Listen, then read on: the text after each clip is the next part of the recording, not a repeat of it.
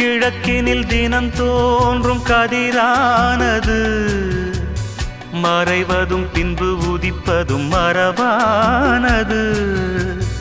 கடல்களில் உருவாகும் அலையானது விழுவதும் பின்பு எழுவதும் இயல்பானது.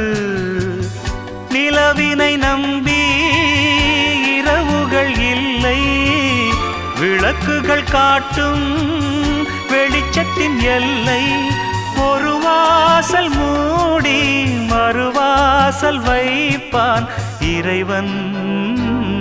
நலம் வாழ என் நாளும் என் வாழ்த்துக்கள்.